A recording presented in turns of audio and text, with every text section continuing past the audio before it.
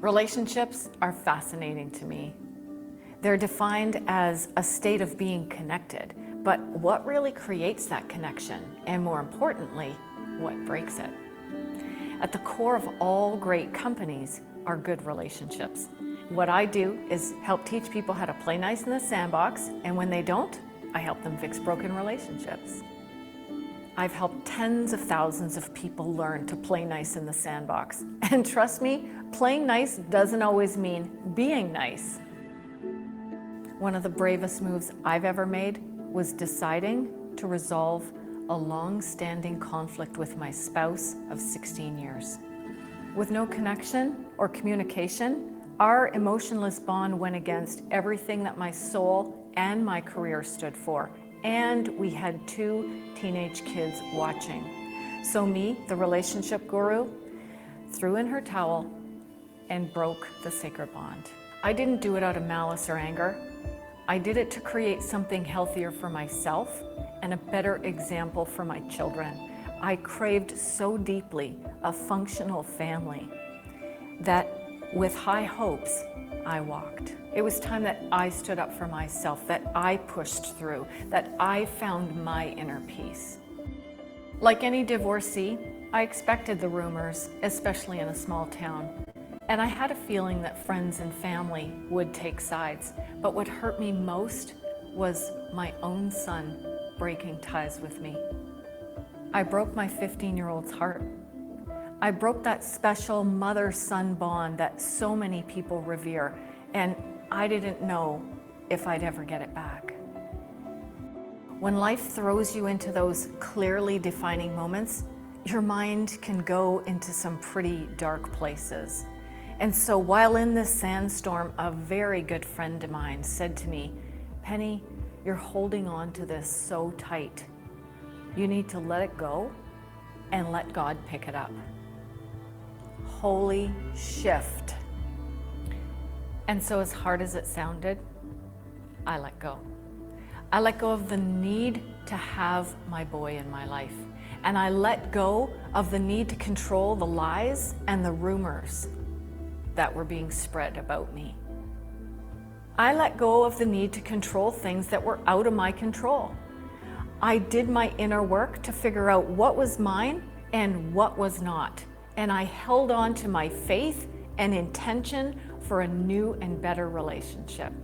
There are no manuals on how to deal with the emotions that you go through in conflict. The feeling of being left out or alienated, the desire to want to reach in and change things. This holy shift, this devastating decision had to be made in order for relationships to grow healthy again. And the pain didn't go away, but the need to control the situation did. So I waited and continued on my life the best I knew how. I waited for a response to my texts or a response to my calls. I waited for some sign of him reaching back. Almost 3 years later, it was Christmas and the doorbell rang. The tree was decorated and the stockings were stuffed. And I'll never forget the feeling of being whole when he walked through the door to join my daughter and I for the first time in what seemed like a lifetime. Communication is an art, not a science, and its results can't be predicted. Through this experience, I had to unpack my own suitcase of insecurities that was getting entangled with other people. I had to put what I knew and learned about conflict for the last 20 years to the test. It became very apparent to me that this conflict resolution was so much of an inside job that I had to do. Business relationships are no different. It's time that we learn to play nice in the sandbox and learn what that really means. And rather than taking a stance when we're in conflict, that we learn to dance our way through it and co-create a culture that is very supportive and very engaging and very inclusive and helps us build profitable and peaceful and productive relationships. You cannot build a castle on quicksand, but you can start building a solid foundation collectively by embracing conflict resolution from the inside out.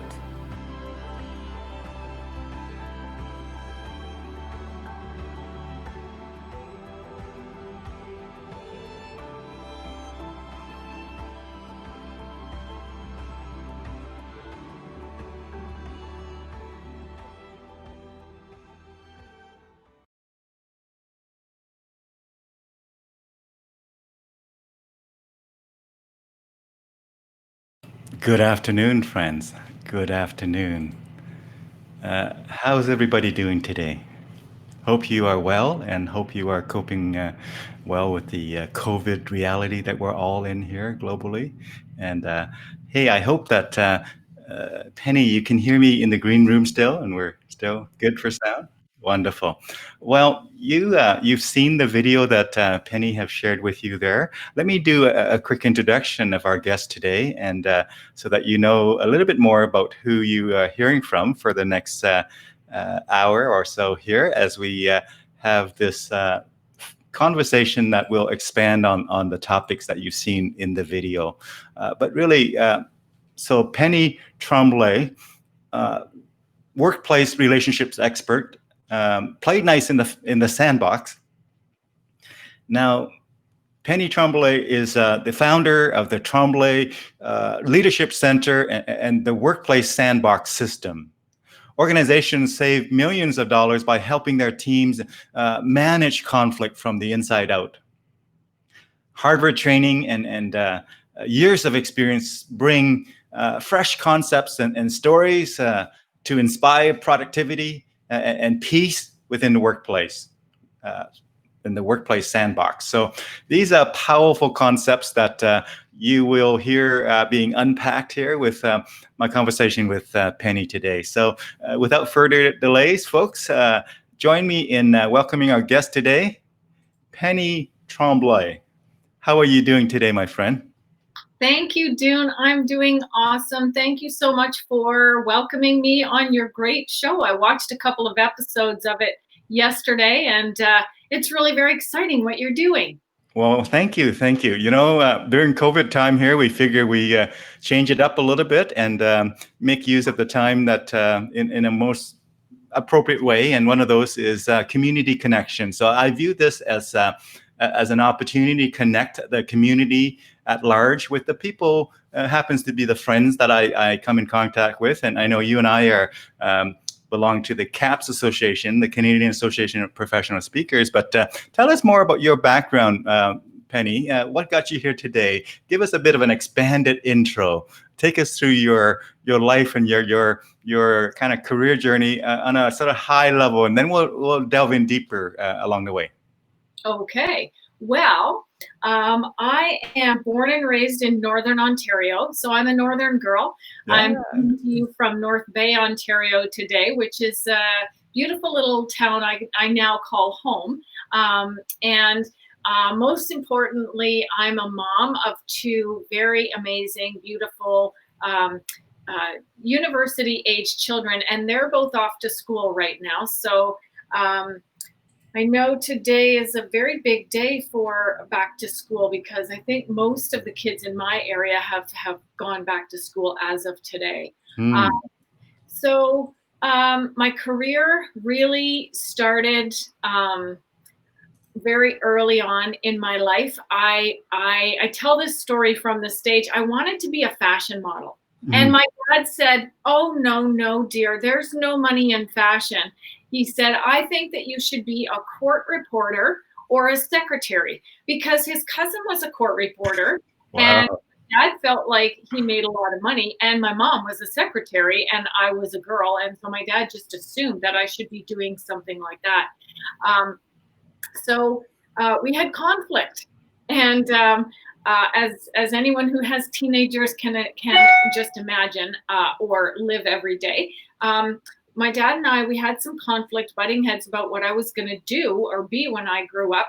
So I said, I'm going to move to Toronto, which for me is 3 hours south, 4 hours at the time, I guess, when I lived in Sudbury. And my dad said, "Fine, I'll buy you a set of luggage." So he bought me some luggage, and I moved to Toronto to be a fashion model, and realized that the people that I was in competition with, they were so, well, let's say it rhymes with itchy. They were not really the northern friendly people that I was used to being with. So about 3 weeks later, I was so excited to call my mom and dad and say, guess what? I got a job. I'm a secretary. And so I actually started my early, I just want to turn my notifications off here. Yeah. I started my career early in downtown Toronto, working in the Bay Street district, and I was an admin person. I worked for a fairly small company, about 25 people. By the time I left there 2 years later, I was the secretary to a wonderful vice president, and I learned so much, especially about direct sales, because it was a direct sales company. We sold education savings plans for children. And I saw some of the sales checks. I saw the commission checks. And I was like, I either need to go back to school to become a brain surgeon, or I need to get into sales. And so, one of the executives from our company left to join a sales company, and he called me up shortly after, and he said, you know, you have a real way with people, and we're interested in having you join our team. And this was a direct sales company. It's called Table Charm, but it's kind of similar to what people watching might know as Tupperware, Pampered Chef, going into people's homes and doing cookware, kitchenware demonstrations. We sold a very high-end line of products, and that gave me an opportunity to move back to the north, which is the lifestyle that I had grown to love. And the big city was wonderful for a few years, but honestly, I just craved the fresh air and the fresh water. And so I came back to the north, and I started my own business. I was 21 years old, and I still have that business name today. It's actually my incorporated name. It's Northern Lights Presentations. Well, what I love it. Love it. I started a sales center, and I recruited people who wanted to be distributors, representatives, sales consultants, whatever they were called back then. And I found my passion there. It was in training, recognizing and motivating people who were self-employed.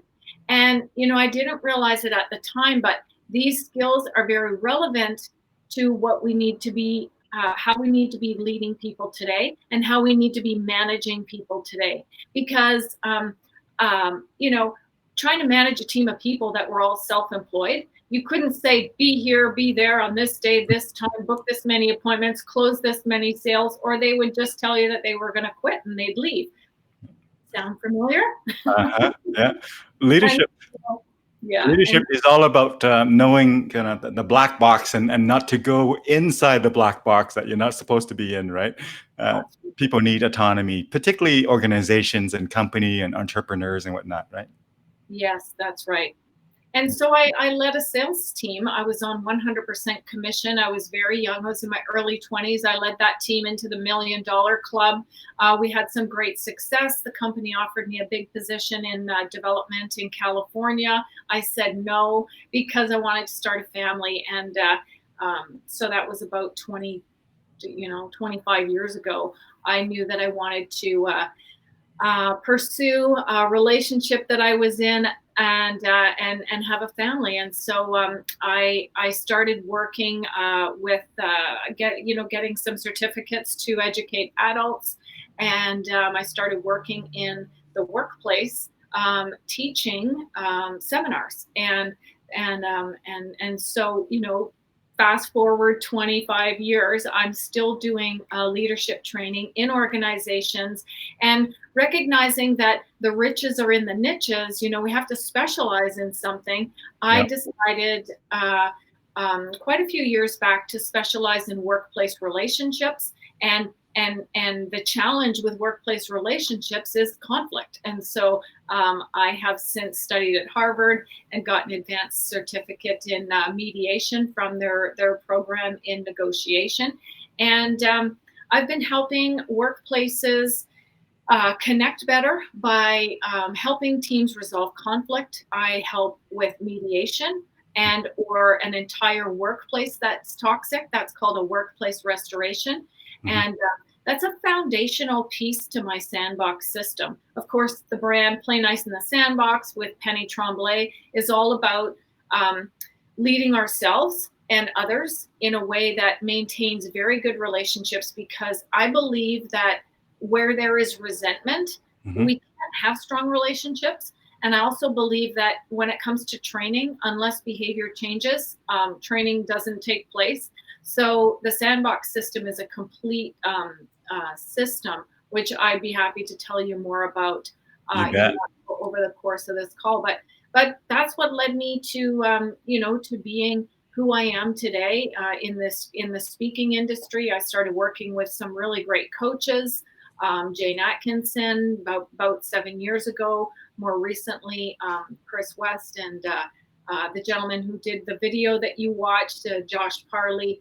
I just started really investing in um, myself, became a CAPS member, and just, Yeah. turned up the flame a little bit to really invest in myself, so that I brought the absolute best that I could to my audiences. And really training is the biggest part of my business. Conflict resolution is the next biggest piece, and strategic planning is a good slice of it as well. And keynote speaking and conference speaking engagements is a smaller piece. So that's basically what I do. All right. Well, thank you for giving us a bit of a broad stroke about sort of your history and your kind of your journey on a very high level view and of it, and also a little bit about what you're focusing on the last number of years. Now, before we get into some more stuff, I want to just double check. I assume you had put it on 1080p there, my friend, with the connection that you have there in the gearbox. If you could do that. Well, I just wanted to show our viewers your website here. So I'm going to bring it in here. I'm going to bring in your website, and we can chat a little bit about what you have as offerings out there, and we can talk a little bit more about that. But I must say you are one of the few, probably only the second one that I have met and chatted with, who've taken programs from Harvard. This is the same Harvard that we all hear about in the movies and shows and whatnot in the media. But I bet they know a thing or two about negotiation and conflicts. Eh? Yes, they do. And uh, with the virtual world today, Yeah. you can study anywhere, right? And so here's an example. I took a business negotiation class from MIT in April, Oh, and nice. it was a one-day negotiation class. It was all done virtually. My partner was actually out in Western Canada, the gentleman that I negotiated against, let's say, and. But the beauty of this virtual world that we're in is that we can go anywhere very quickly, like in about 5 minutes of logging in. And that really helps reduce the amount of time and money and resources that we have to study at some of these places that we've always dreamed of. Yeah. So, I mean, that's a great, wonderful opportunity. But the correlation of that, the corollary of that is that, us trainers and speakers and whatever have you, have to find, again, new ways of providing value to our clients, because long gone are the days when you just happen to have the knowledge and you were king or queen, just because, knowledge was hard to come by and hard to access. And with all of the recent remote work and remote training and learning and all of that, and universities doing what they do, I mean, education and learning is being transformed in so many different ways, aren't they? Absolutely. And it's becoming more accessible, so we have a great opportunity. I've even done some virtual conflict resolution. I had a group of people. One was in Eastern Canada, one was in Ottawa, and a couple were in the Greater Toronto area, and we were all together for a team, well, for a small group mediation. So, when I think back to how I used to operate pre-COVID, February 2020, and prior to that, I was constantly on the go. I was constantly packing my suitcase and leaving my home, and running the roads and taking airplanes, and now a lot of that is simplified. And I know that that's not good for those industries, so I really don't want to sound too excited about it, but um, we're definitely embarking on a new way of doing business. And Yes. and so one of the most exciting things that I want to share today, and I don't want to derail your interview process or questions, but I'm so excited about the idea about we're all in this together, or like we're all on an equal ground now. So let me explain what I mean. As you know, my brand is Play Nice in the Sandbox. So I have a lot of sand metaphors. So imagine you're on a beach, and the beach has a whole bunch of sand castles made, as a metaphor to all of the competitors that you have in your industry.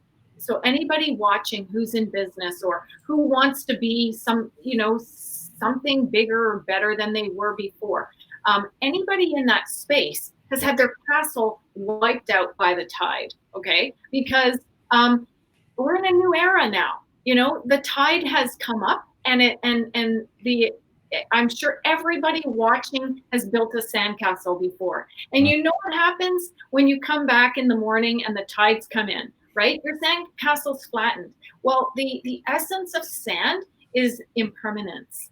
Nothing is permanent. And so we are in this place right now where we have an opportunity to recreate whatever we want. And nobody's an expert, because all of the people who you thought were like these big experts before COVID are really at the starting point, just like you are today too. And this amazing opportunity was taught to me about a month ago, because I've written a new manuscript. I've written a new book, and it's called it was called Workplace Sandbox Strategies, Conflict Resolution from the Inside Out. And right now I am seeking an agent who will represent my book proposal to a major publisher, because my goal is to get a major publisher. And I have a 1% chance. So like that's 1%, right? And I'm going for it. So I sent a query letter to an agent who got back to me right away. And this was about a month ago. And he says, okay, so workplace conflict, the workplace has completely shifted. And what I'd really like to see is what is current and relevant now going forward. So if you revised your book proposal to say the new workplace conflict strategies, I might be interested. Ding, ding, ding. And that's something I want to share to your audience as a ding, ding, ding for everybody. Because when I got really thinking about that, my first thought was, oh, are you kidding me? I have to redo my manuscript that I've already done. But then on the other hand, I'm like, but wait, you know what? There's books written by Harvard professors that aren't any more current and relevant than mine could be right now. And that's exciting, because we all have this amazing opportunity right now to create something that's current and red hot relevant. We just have to shift our mind. You saw in my video, holy shift. Mm-hmm. That was a holy shift moment for me when he said, talk to me about the new workplace sandbox strategies and I'll be interested.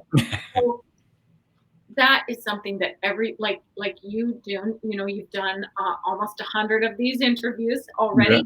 Yeah. And you did none of them before COVID, right? That's right. I was too busy doing what we were all busy doing. I mean, all of us have the same 24 hours and 7 days a week, right? That's a pretty solid math there that hasn't changed. So when COVID happens, or frankly, anything that's significant that happens in anybody's life, they have the opportunity to reassess and see how they spend their time, and how I joke and I say, if you want to start something and you have trouble starting it, you just have to stop something else, right? Yeah. And if you're trying to stop something and you have trouble stopping it, try starting something else, because by starting something else, it will suck that time and energy, and you won't have time and energy or mind space for that thing that you were trying to stop that couldn't stop, right? That's exactly right. Yes, very, very good points about, every time you say yes to something, you're saying no to something else, because as you said, time is a limited resource. We only have 24/7, right? Yeah. If people say I don't have time, that's not true. We all have the same amount of time. It's I don't make time to do this or that or the new thing or the habit that I'm trying to create. Yeah, one of my supervisors from many careers ago, he said to me, "Must show me, Dune, show me how you spend your time, and I'll tell you what your priorities in life are." Oh, wow. Yeah. So thank you for sharing that. I want to bring in your website again, my friend. And so, Penny, tell us a bit more about what folks will find on your website if they were to peruse and kind of go there. And I'll get them the address in just a moment here as well. But give us a quick tour, my friend. Well, what they'd find today is that my main page is under construction. I've got an amazing graphic artist working on it a little bit more today. But if you go to that link at the top that says Sandbox System. Sorry, the sound is cutting out a little bit here for me. Okay. Yeah, go ahead. If you go to the link at the top that says Sandbox System. The very top, right here, you mean? No, Sandbox System. There you go. Yeah. So recently, Yeah. I've recognized the value of having a change model, a plan. Right. And kudos to Chris West from Video Narrative. I know a lot of speakers watch your interviews. And so I want to say that, Chris West really helped me see this in his last teaching for CAPS in July. But no matter who you are, I think if you have a business, this is very valuable. A change model basically means how do you take your customers from where they are to where you can take them, and then showing them to that like a menu or like a plan. Like first we do this, and then we do this, and then we do this, and then we do this. So that's what this page does. It is basically an overview of the Sandbox system. When I hear from an organization, it's usually because they need me. They need me because they have conflict and they've heard about me because I'm niche in that market, in that service, or they have money and they can spend it to develop their staff and they've heard about me, or they've had me before. I have a lot of my clients call me back over and over again, and or they have a conference and they need a speaker. But usually I want to get to what it is, like, what is it that made you call me? Because if an organization has conflict, poor morale, high turnover, a lot of stress leave, or investigations, if they're a unionized environment, a lot of complaints, then I want to start at the very beginning. And step one is looking after the conflict first. Okay. So if you go to the very top of that page that you're on right now, Dune, you'll see one of the quotes that I really, really stand for. Basically says, where there is, it says, we've learned that where there's resentment, there can be no relationship. And so I will redirect a client that wants training if there's conflict in their organization. And I can sniff out conflict pretty good. In fact, I've been hired to do training, and in the morning introductions stopped and said, wait a second, let me ask you something. is everybody trust everybody here? Like, can we just have a really honest conversation today? And I've actually helped teams untangle conflict that they weren't even planning on untangling, because I really I don't think that you can build a castle on quicksand. In fact, I know you cannot build a castle on quicksand. And a lot of times conflict is still rearing its ugly head because people don't want to deal with it. So they think that, oh, well, we'll just sweep it under the carpet, and then, or we'll move this person over here, or we'll get rid of this person, or this person already left. So, the problem's solved. It's not solved. There's residue. People aren't connected. They don't trust each other. They're carrying this old baggage around. I call it, like one of my keynotes is what's in your suitcase. And so that's what I like to do first from a step one point of view, is help get people connected. And connected means they've cleared the air. We can't go back in time and fix things that we've done, but we can talk about it. And when we're not talking about it, that's the things that keeps people awake at night, right? So I have a challenge for your listeners. Uh-huh. My challenge is pay attention to what is going on in your mind as you're, well, I was going to say driving home from work, but I think that I'm going to have to find some new repetitive things that people do every day. But like, let's say you're in the shower, or you're laying in bed, or you're, it's a commercial, or you're doing the dishes, or you're cooking, or you're driving, or on the subway, or whatever you're doing, and you've got this conflict playing in your mind. Pay attention to that, because I think that those are conversations that are wanting to be resolved, right? Mm. And the problem is that people aren't taught how to do that. What I say is, people are hired for their technical skills, but they're fired or stuck in dead-end positions because of their lack of ability to get along with people. Mm. And so, for example, let's say you went to learn to be a doctor, or a dentist, or a nurse, or a civil engineer, or anything. Mm-hmm. They're not necessarily teaching you the skills to manage relationships. Mm. Right? And you don't even have to be a manager or a supervisor to have to manage relationships, because we have relationships with everybody. And it's those skills that I think are so important. When people are able to move through those difficult conversations and get to the other side of it, they're connected. And so the very first step in my Sandbox system is to help teams eradicate conflict, get peaceful.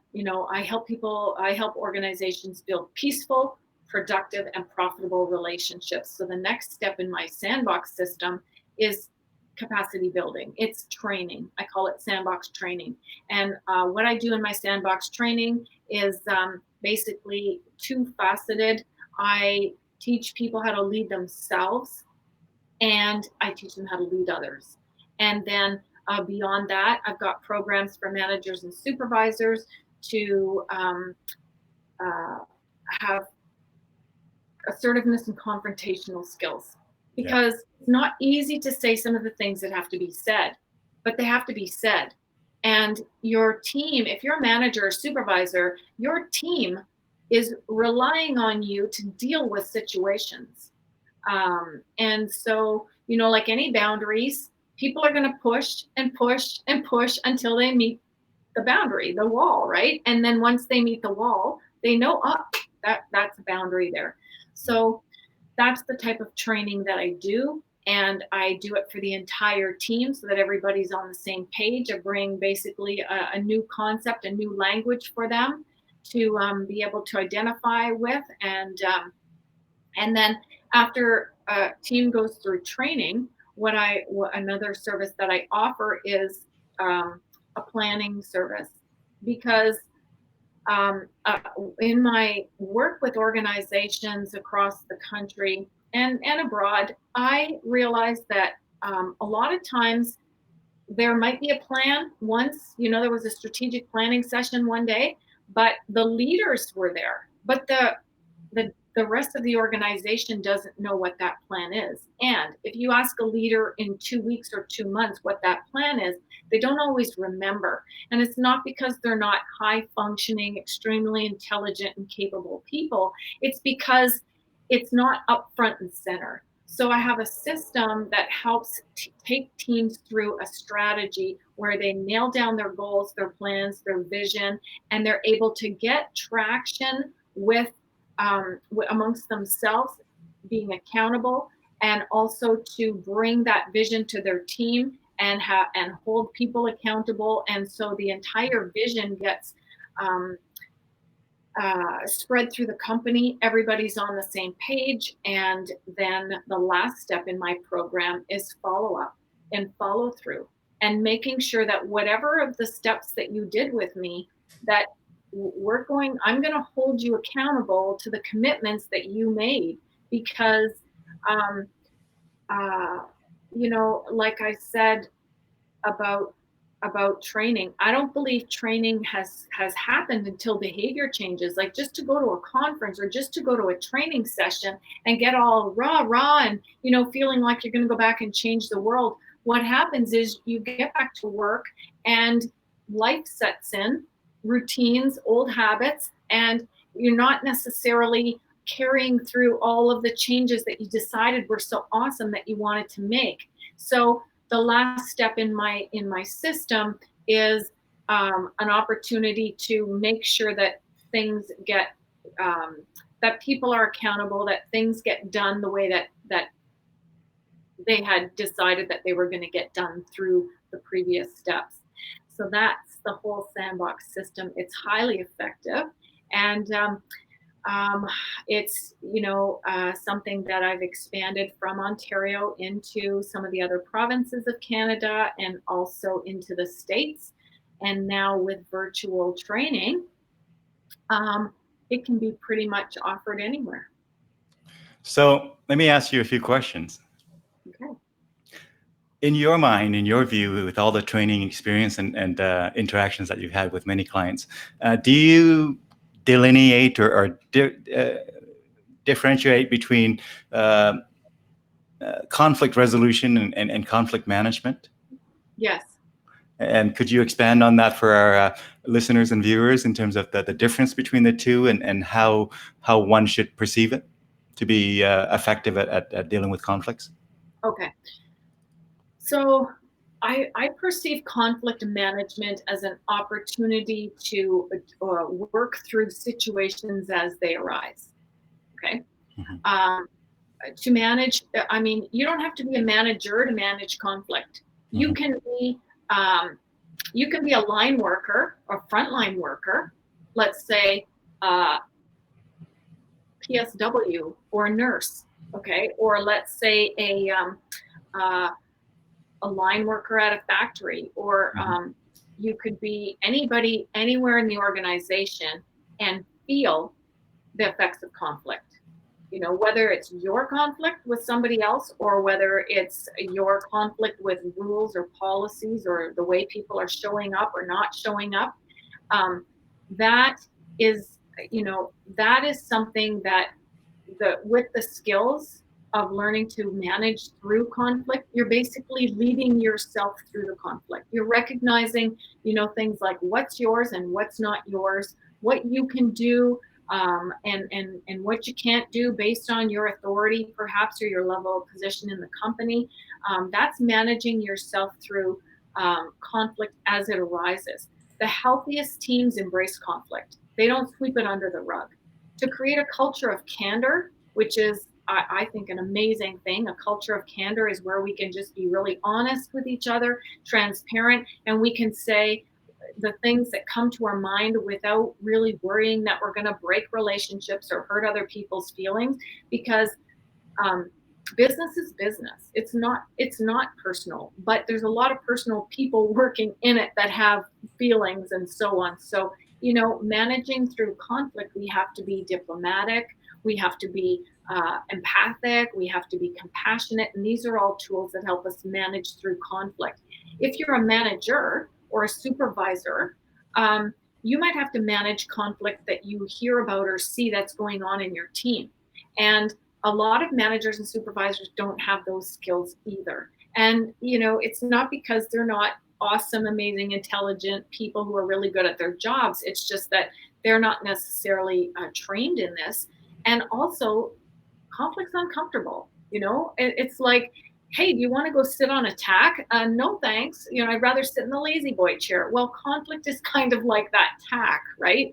And the lazy boy chair is more like, everybody's harmonious and getting along. So a lot of people avoid conflict, and that's not managing it. If you're a manager, some of the opportunities that I would recommend that you take to manage conflict is bringing the people in to sit them down to have a conversation about it. And that requires some skill. But that's what mediation is.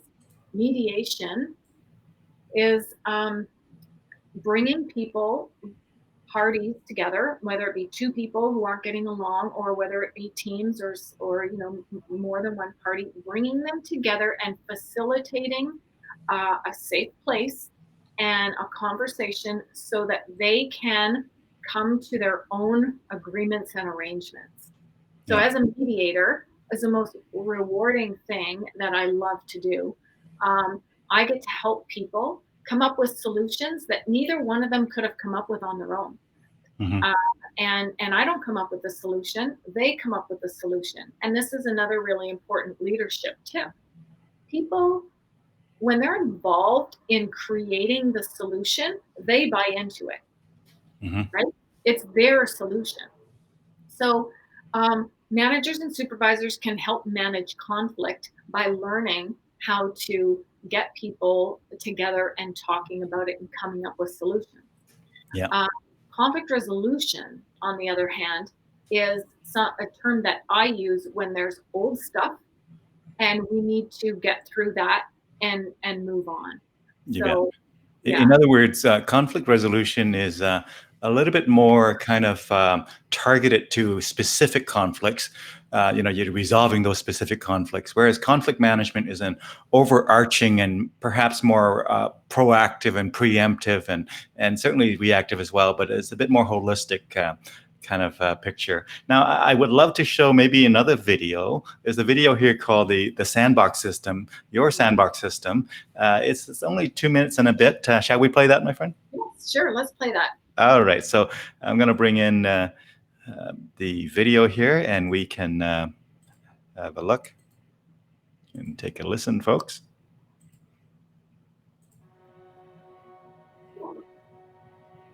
As I travel across this country working with conflict, one thing I consistently see is this huge cost that's being spent on trying to resolve workplace conflict. And there's a human cost as well, and it's avoidable. The outcome is peace, and it's productivity, and it's profitability. There's a huge cost to conflict. It costs everybody. It costs the bottom line of organizations to the tune of about $359 billion a year, but the human cost is killing us. So the solution is recognizing that conflict resolution is an inside job. People really have to take responsibility for making relationships work. It's not management's responsibility, it's everyone's responsibility. The Sandbox system is a 4-step process that resolves conflict, builds leadership capacity with training, facilitates an inclusive planning strategy for profit, and puts it all together for consistent action and accountability. When people can really feel like they have control over themselves, and when they can recognize what they don't have control over or what they don't have to control, they feel lighter, they feel more engaged and enthusiastic, and they feel hope and they feel desire and they want to come to work. And so, when people all want to come to work and have good intentions, they can get through anything. So we must get comfortable being uncomfortable. Life isn't about just doing what feels good. It's about doing what's right. It's about standing up and finding your voice and not settling for the status quo, but rather than going for freedom and what is possible. We are all destined to be great.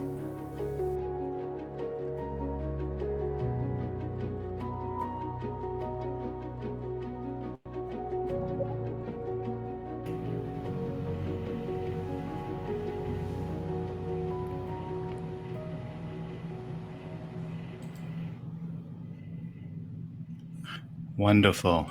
Um, so tell us, my friend, as you have worked in this field for now, how long would you say? How many decades? How long would you say that you, as an estimate, been in this conflict management field as a facilitator, as a consultant, as a coach?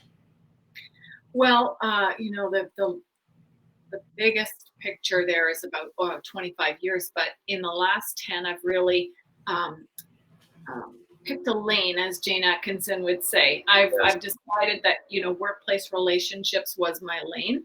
Um, Prior to that, I taught a lot of different things. I worked for some companies that wrote curriculum and did all kinds of professional development stuff. But for the last 10 years, I've worked with conflict in companies and organizations and families. Let's say you saw my video. There was a tough conflict that I had to go through in my own personal life. And interestingly enough, when I was approached by Josh Parley of Defiant Astronaut. He does storytelling manifesto videos for people like us and companies to help us tell our story. I filled out a questionnaire and he called me up, and I'll never forget this moment. I was walking on a lake. I can walk on water. One of my skills, actually. In the north, so I had about 10 inches of ice under my feet. But I was walking on a lake with my dog. She might show up here for the interview if we're lucky. He called me up. Josh called me up and he said, "Yeah, I got your answers to your questionnaire. And the story angle that I'd like to take for your manifesto video is about you and your son." And I started to cry. I had a feeling. I just knew that he was going to pick that example of one of the toughest conflicts that I've ever had to resolve. Um, but so I have done some family work, including my own, but I pretty much work in corporate, and I know workplace investigations are really popular because um, the one of the recent bills that was passed a few years ago indicated that any complaints had to be formally investigated, and a formal investigation gets done at your HR level, or it gets passed off to an investigation service.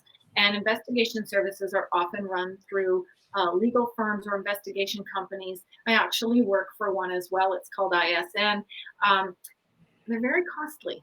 And at the end of a workplace investigation, they've cracked open a lot of information, and they type up a report and they hand the report in, and it says that there's findings for harassment or discrimination or whatever, or there's not, Mm-hmm. and that's it.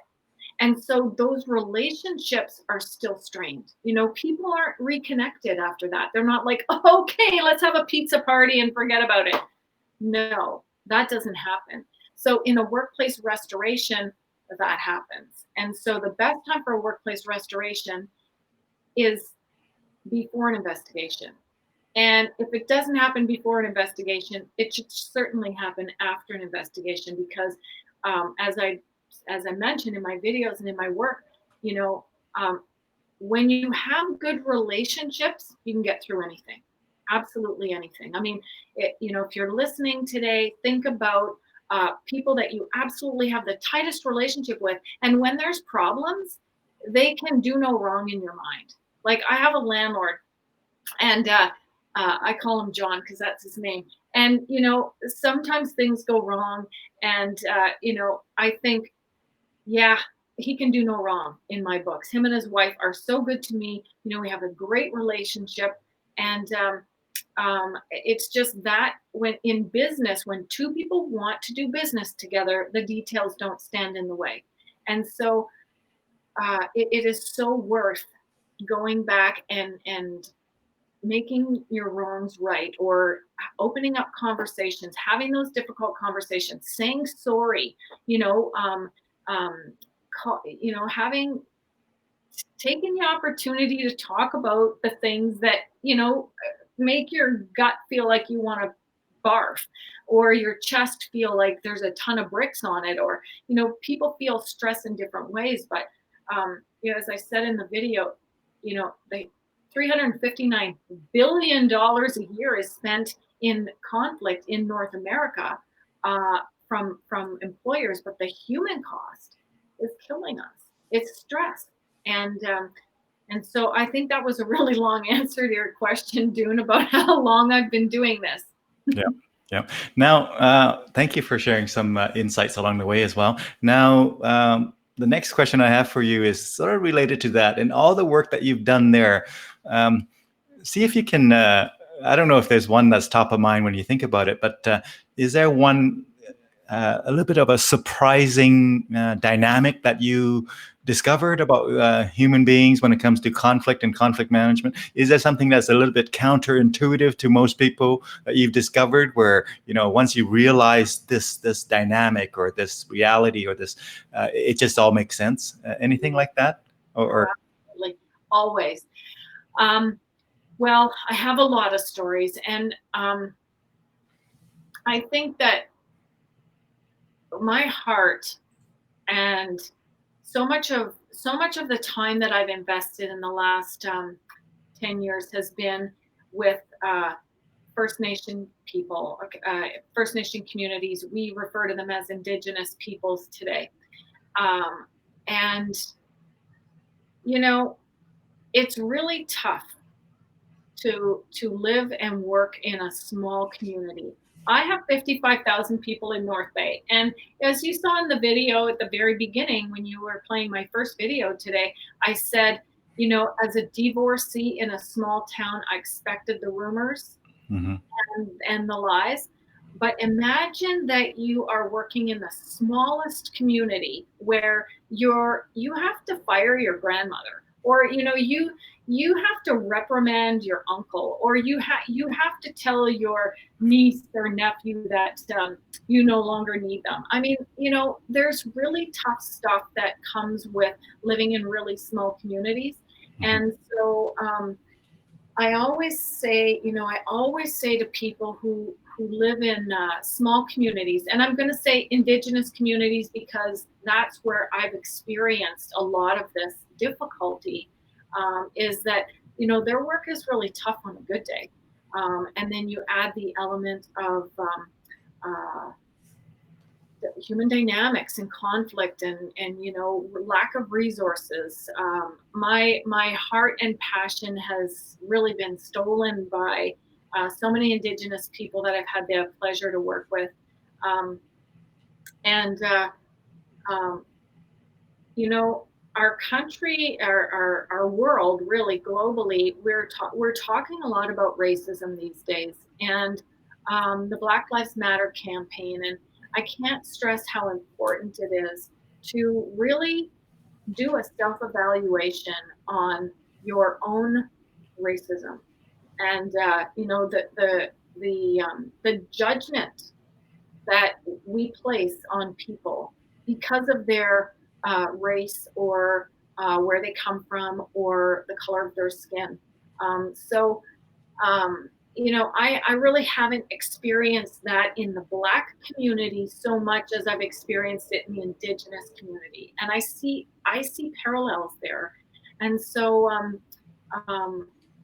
I just really want to encourage people, before you pass judgment on somebody else, just recognize that everyone's fighting a really hard battle, and education and really getting if something bugs you, that means you have conflict about it, it's like it's just having a fight inside of you.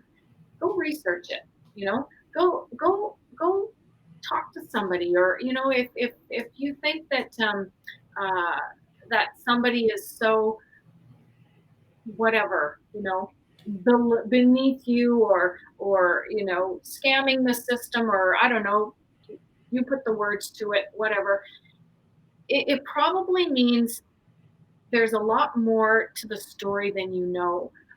One of the beautiful gifts that I'm given as a worker in this line of work is I get to hear stories, and makes me emotional even just to start to think about some of them, because people are, people have had really tough upbringings. And I actually heard a little bit about your story, Hmm. Dune. And you can appreciate what I'm talking about, right? Like, Hmm. you know, life wasn't handed to you on a silver platter. And so I think that it's, I guess I'm white. I'm of the white privilege. I grew up in a great family. I have great parents. Well, I lost one of them a while ago, but you know, um, we don't really interpret and understand um, and empathize with who it is that we're across the table from. And so in the workplace, how that translates is we're not always as empathic as we need to be because people aren't necessarily laying their cards all out on the table and exposing everything that they're carrying around in their suitcase.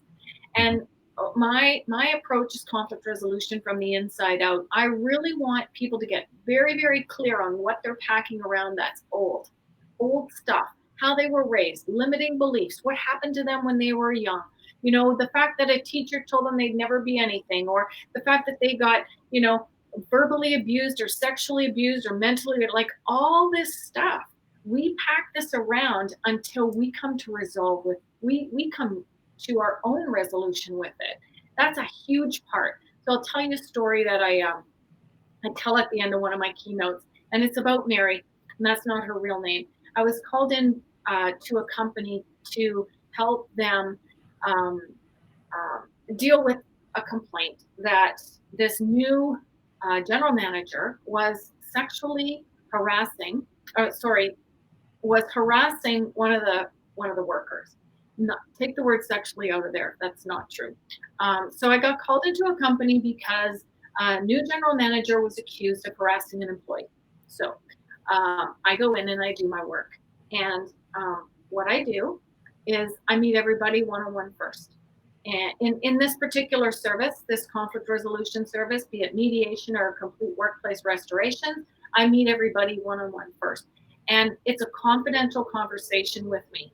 And I have a gift. And the gift is people unpack everything right in front of me. And I really honor and value everything that I get told. Hmm. So in the process of meeting everybody, there was a woman who told me, the woman who had these accusations, she was harassed. She was sexually harassed 25 years ago, Hmm. former employer, and everything got dealt with. As best it, labor board, blah, blah, everything got taken care of. She took some time off work, went back to the workplace. But she realized when she worked with me that old situation was showing up in this new relationship. It had nothing to do with the new GM. This was a completely different company. It was a completely different decade. But you see, this is the interesting pieces to the puzzle. And you might think at listening to this story, like, well, yeah, like that's obvious. But you know what? It's not obvious. It's not obvious to us when we're living it. And we're so conditioned to carrying around this suitcase of old stuff that's unresolved, whether it be minor, like a teacher told you you'd never be anything when you grew up, or your father, like my father, had conflict with what I was going to be when I grow up. It's just those old things that create these limiting beliefs, and we feel like we've got to fight against them. And circumstances change, and this is 20 years later. And when she realized that, and I brought them together for a conversation, she had the courage to share that. And the manager felt two things. The first thing he felt was relief that he wasn't the cause of this situation. And the second thing was he felt empathy. He felt empathy for her. And he didn't have to be asked or told to shift the way he um, behaved with her, shift the way he spoke with her, shift the way he acted around her. It was just innate because That's what happens when humans are connected, right? They understand each other. But the workplace has always been this zone where we're not supposed to bring our personal stuff with us, right? So we kind of like stuff it down so that on top of the surface we can show up to be well put together or polished. But how do you carry all of this like anger and frustration and unresolved stuff and filter it off all day long? That's like playing a game of whack-a-mole. It's exhausting. You're trying to keep things down all the time when really the most peaceful place that I want to get people to is helping them get rid of that stuff. Come to terms with the things that have happened to them in the past. And so much of conflict resolution is an inside job. So much of it is because today, as a woman in her early 50s, I don't get entangled in half of the stuff that I used to get entangled with because I'm feeling pretty peaceful and confident about who I am and what I'm up to. And that's taken a lot of work, a lot of personal development, a lot of therapy, a lot of stuff that, I think is really important. And we live in a time now where I think mental health is probably the biggest problem that employers have in the workplace today to deal with. And my biggest question is, who's responsible? Who's responsible for mental health? Is it the employer's responsibility or is it the employee's responsibility? And the answer is both. Mhm. It's everyone's responsibility. Yeah, yeah. Now, thank you for sharing that story. And out of that story, that reminds me of this idea of, the more we share of ourselves, the more we are able to help others engage us in a way that we need to be engaged. So for example, if you meet a friend and you hang around with this person a whole lot, let's say 8 hours a day, kind of like at work, you hang around with this person a lot, but you don't tell them anything that is quote unquote, personal. Well, then those 8 hours are going to play out a certain way. Those 8 hours will play out, as if you were somewhat robotic and somewhat, standardized expectation that could be fairly accurate or often case way off. And so when people understanding of us is way off, then certainly their interactions of us are going to be way off. So the question is, how willing is each person willing to share more of themselves, be more transparent, be more open, allow people to get into their space, if you will, because the more we can do that, the more they hopefully in turn can actually engage us appropriately. Now, there's always a risk that they might misuse that and use that against us, but life is never risk-free, is it? That's right. Risk is a very good word here. And I think that vulnerability is a very important word. Mm-hmm. We spend a lot of time trying to be perfect, but I like to hear the word perfect as a verb, to perfect. Nothing's perfect. Nobody's perfect. You saw it in my video. Communication is an art, not a science. Mm-hmm. It will never be perfect. And humans are unpredictable. And so we really have control of one person, and that's it, right? And so, the mental stamina and the emotional stamina that's required to really show up in a big way as a great leader, whether you're leading a team or whether you're leading yourself or your own life. I mean, I think the world is full of leaders, no matter what position that you're sitting in an organization. But, to really show up big on the outside, you have to go inside first. And you really have to do your inner work. And I don't think that should be an employer's responsibility. But I know that employers are willing to make an investment in it if you're willing to do the work. That's why my leadership training is designed to have the first segment is about leading yourself. And the second segment is about leading others, because leadership is it's about being an influence that people want to follow. back to the early days of my direct sales career where I was managing a team of people who were all self-employed, right? Like I had to engage them to want to do the things that they needed to do to be successful, not want to do what I needed them to do so that I was successful, right? And so, it's a lot of vulnerability, being really honest with yourself, recognizing who you are, who you're not, what your strengths are, what your weaknesses are.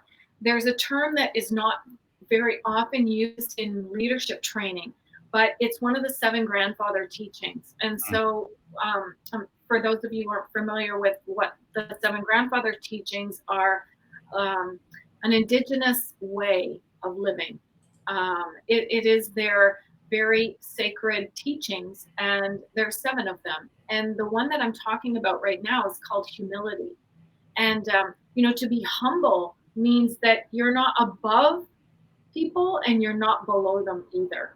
And so that's a real major confidence builder because, if we want to encourage people to stand up and speak up and really, take on the world and create the life of their dreams and go for it, we have to give them that confidence, but we can't let ego take over either, right? So we need that nice balance of recognizing that we're not above anybody and we're not beneath everybody.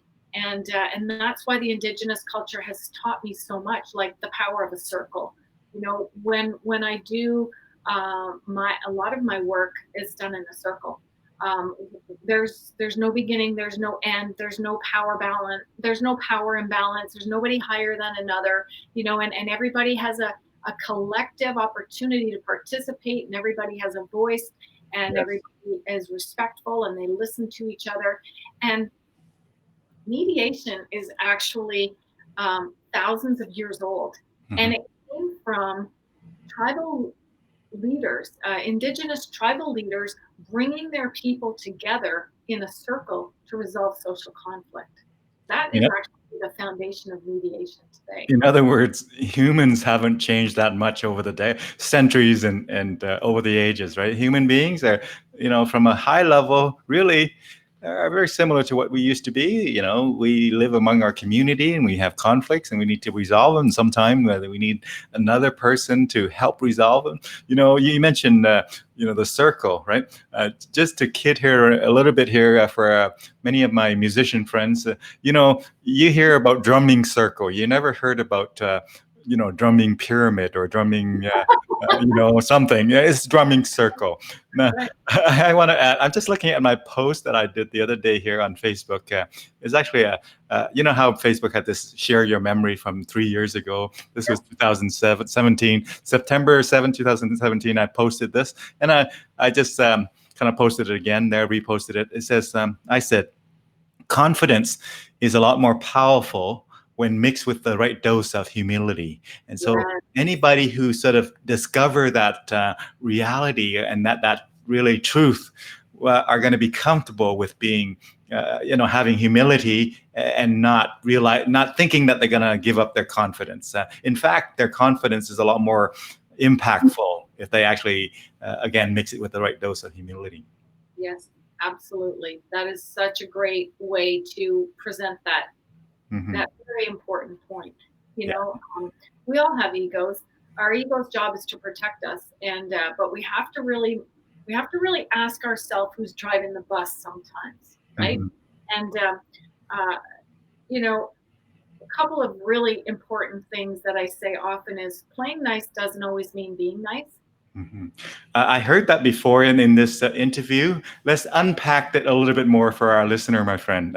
So Penny, maybe give us an expanded version of that. Yeah. Well, okay.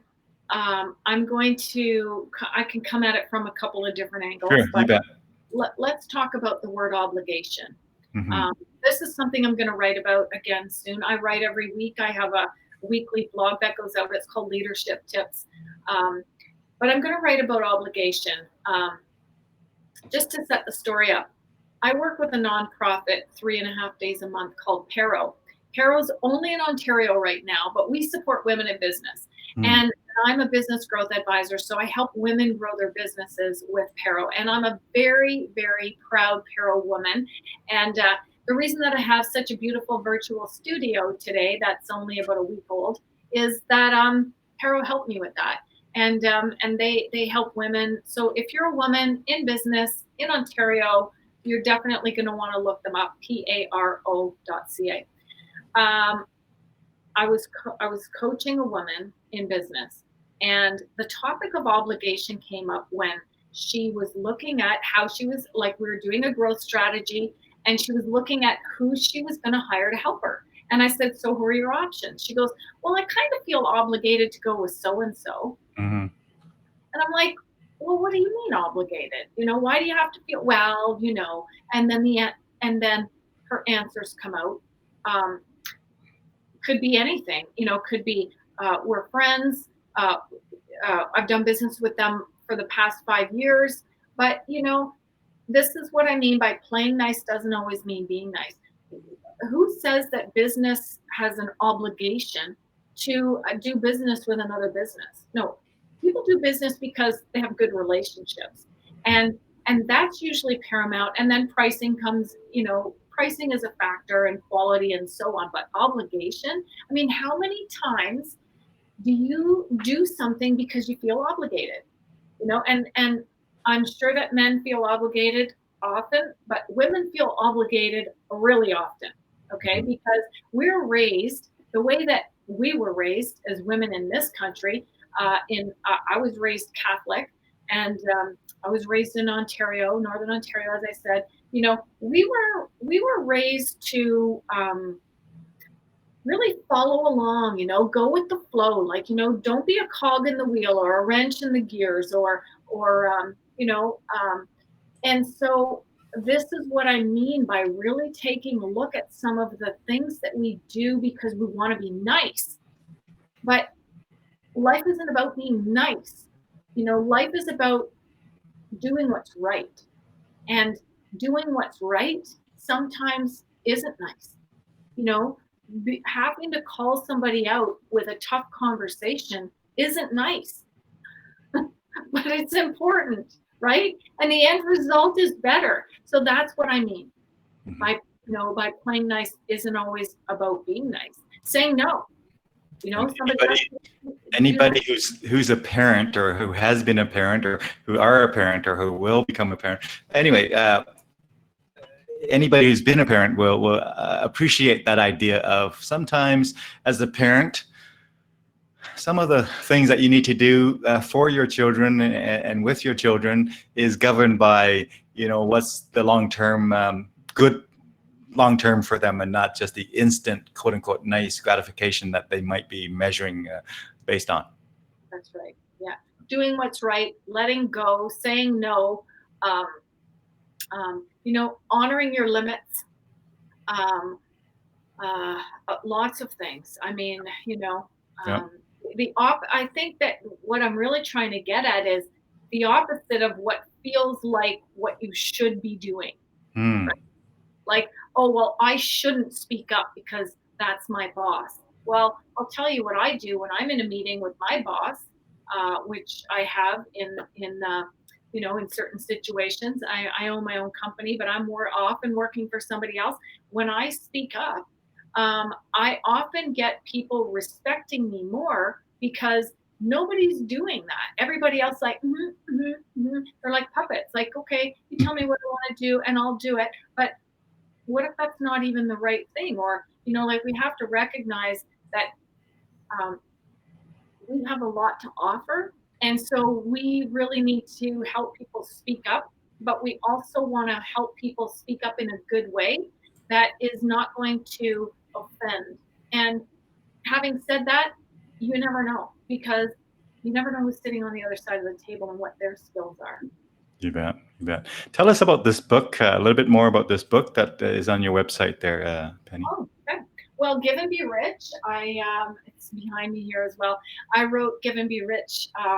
It was released in 2014. And It's an amazing book that was intended to help people give more of what they have to offer. Dig a little deeper, reach in a little bit more, to build relationships, to build business, to to themselves. Give a little bit more to themselves, like the adage, "You can't give from an empty well." But I'll tell you the most interesting thing that happened when I wrote this. I interviewed great givers, Mm, and I had the same questionnaire for everybody. It was about 5 or 6 questions, and I asked them all the same thing. And the very last question was, being a great giver, what would make this book a good return on investment for you? And they all said the same thing. They said, teach me how to be a better receiver. mm, And I was like, oh, wow. And what happened from that is that the entire concept came together. And I realized that I was really only writing about half of what it takes to be successful, to mm, give more, to build relationships, to give more in service, or to, give more of all of the currencies of life, not just money, but also you have to also be able to receive mm, more as well. And mhm, that was, um, a huge ding, ding, ding for me, because um, I realized how important receiving is in the giving process. Giving mm, and receiving are like both sides of your hand. You can't have one without the other. And a lot of times, what happens is people give and they're not really receiving enough, and so their their well runs dry. And so that's a little bit about that book. It's been a really successful book. I was fortunate enough to get a boutique publisher for that one, Morgan James out of New York, because I had a big following of subscribers to my newsletter, because I was giving away a free educational leadership tip every month since 2004. So by the time 2012 rolled around, I had a subscriber base of about 10,000 people, and Morgan James took me on as an author, and we've got a great book here. I would love to give some copies away if there's a way that you can collect um, addresses of people who are interested in the book. Dune, I'd love to send one to you as well. So make sure I get your address. The next book is coming.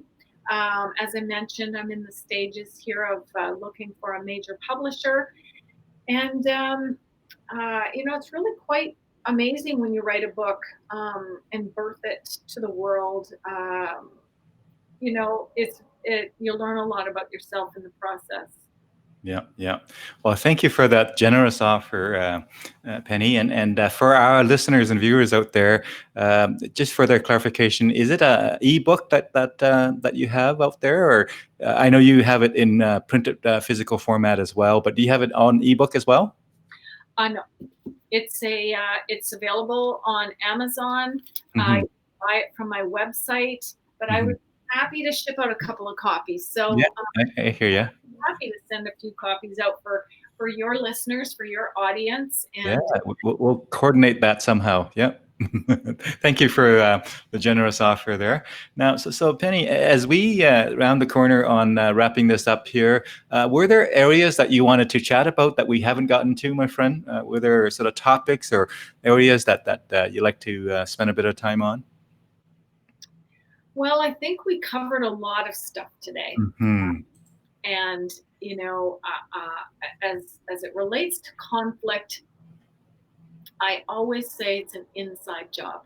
Hmm. Um, and so the more work that people can do on themselves, then the less entangled that they get in work with other people, or in conflict with other people. I actually have a prop here, um, Hmm. made for me by a friend of mine. Anyway, it is a ball of knotted rope. And bring it as a symbol of conflict, because this is basically what conflict in a workplace or a community is like. It's just a whole bunch of different people's stuff all entangled, right? And I often say to people who are working with me, if conflict was this great big ball of knotted rope in the middle of the circle and everybody could just reach in and take their piece, there would be nothing left. And, that was taught to me by one of my teachers. And so I had a prop made to resemble this. And, some people think that they're actually going to have to sit there and untangle it, but I don't want it to be untangled because I want to keep it as a big knot. But, the piece there is what's yours and what's not yours, because we tend to want to blame and point the blame and get people to um, like if everybody else could just play nice, then we'd have a good sandbox. No, it's like if you could get yourself playing really well and nice, you would have a really good sandbox, because conflict is inevitable. It's always going to happen. Like COVID, for example, presents a whole bunch of new conflicts, right? Like Hmm. people are stressed about what's going on, what their neighbors are doing, what their neighbors are not doing, and what the young people are doing or not doing, and what the government's doing, and I listen to CBC radio every morning, and I can't believe all the whining and complaining that people pointing the blame. It's our government's fault that our schools aren't organized. You know what? I think that if people really get committed to what's theirs and what's not theirs, and they can invest time in their own issues, their own strengths, and polishing up their own weaknesses, the world would be a much better place. That's Stephen Covey's habit number one: be proactive. Pointing the blame and living in victim mode is like you're stuck in the red zone. You're letting other people take control of your life. But when you start thinking about all the influence that you have and all of your inventories and everything that you could use to get yourself into a better situation, then you become more influential. And the world needs influential people. So, if I can leave your audience with one thing, it's the very first P in Play Nice, which is the very first lesson in my training program, is position yourself for good play. Go in first and really look at the things that you're in conflict with, what you're carrying around in your suitcase, how you're showing up or not showing up, and really do your own personal inventory so that you can come out bigger on the outside, because you won't have very much to get entangled with other people's stuff or other little conflicts. And I really believe in the law of attraction. And as high as we can be naturally high, like high thoughts, high vibration, then we're going to attract other matches, right? Like I attracted you into my life, Dune. How did I do that? Well, through Scott Armstrong. Thanks, Scott. He's a integral part of my business success. We are accountability partners, and but it's like attracts like. So if you're always complaining and whining, and that you're going to attract more of that. And if you're higher in your vibration and in your thoughts, and you're enthusiastic and you're willing to take on change in a good way, focusing on the good things, or the good things that come from working through the challenges, you're just going to attract more and more of what you want. And one of the things I realize is most people don't really know what they want. Hmm. And so that's a really important step too, is the vision. I often say to people, imagine you are going to the cherry tree of life and you get to pick the best cherries. What do you want to pick? Mm-hmm. And I've been there. I've been in that place where I didn't know what I wanted. I've been there a couple times in my life where I got to where I thought I was going to reach euphoria, because I had, gone to school and graduated and gotten a job, and it was like, okay, I did all my studies and I passed all my tests. Like, when does life start feeling good? Well, it doesn't work like that. So it's a journey. It's a long journey, and connecting with fabulous people like you. I encourage your listeners to keep on listening to Dune, and you're doing such great work. You're a phenomenal man. I'm just learning about you, and I'm going to keep listening to some of your previous recordings too, because they're highly entertaining. Yeah. So thank you again, Penny, for your sharing of not only your stories and your journey, but the insights and wisdom along the way as well. And this is what we're going to do with our viewers. Folks who would comment that says, I'm interested in the book. What we'll do is how many ever people comment. Now we're at the end of the segment here, so it'll be after the show, I suppose. But when they comment, and I will just grab the names of the people who said they're interested, and just assign numbers and pick a random number, and there'll be just 2 random people out of the people who are interested and willing and able to send you the details about I suppose it'll be their mailing address, because you're going to mail it out through the postal system. Yes, I will mail them a copy. Yeah. And I don't mind shipping out a few. So yes, collect some interested takers that want to read Give and Be Rich, and I really honor my opportunity to spend time with you, Dune. Yeah. And again, we'll randomize and sort of pick a couple names, kind of thing, and I'll provide you with that information once they're shared with me. But again, thank you so much for joining us, and thank you so much for, again, to our viewers and who watch it live, as well later on in the recorded version here. And it's always good to kind of be open to new ideas, and when we meet new people, we hear new ideas, and then sometimes old ideas in a different way, and hopefully 1 or 2 of those resonate with those who are watching and listening. And you don't need much to change your life. You just need to have 1 or 2 things that resonate and actually going to change your behavior and take different actions than otherwise you would have had. But then you would change your life over the long run. So appreciate you spending time with us. Thank you so much. Yeah.